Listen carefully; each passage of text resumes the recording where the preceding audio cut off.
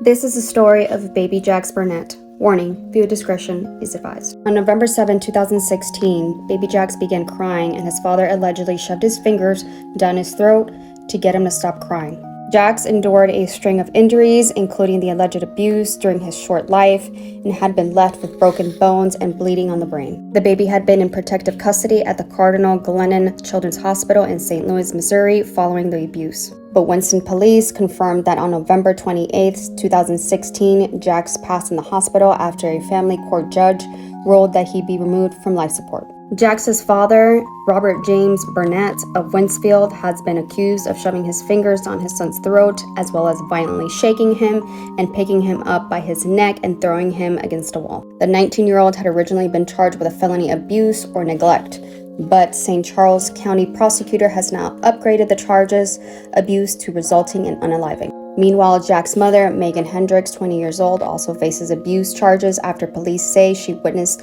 the horrific abuse but did nothing. Winsfield police believe that the abuse allegedly occurred between October 18 till November 7th at the couple's home. Police say that Robert violently shook the baby and slammed his face into a bed and held him there. He also allegedly picked up the baby from the back of his neck while the mother watched and did nothing. A roommate also witnessed the attack.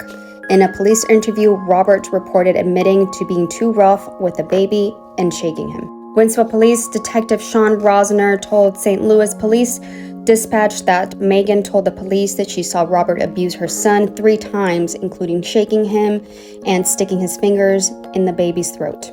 She said both of them knew about the dangers of shaking a baby because they both had been required to watch a video before leaving the hospital after she gave birth to Jax.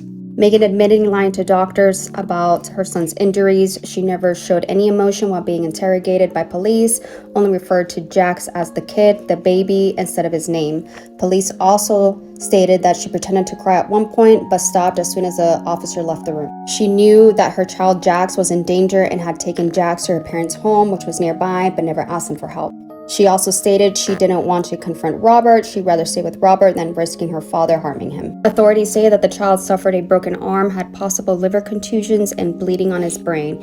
He also had new and old fractures on his clavicle, several fractures on his ribs that were in different stages of healing. Authorities stated that Robert had a violent history of behavior. His parents told police that he tried to unalive his own brother various ways over the years, including beating, stabbing him, as well as trying to drown him and smother him. He also spent time in mental health institution for severe anger issues.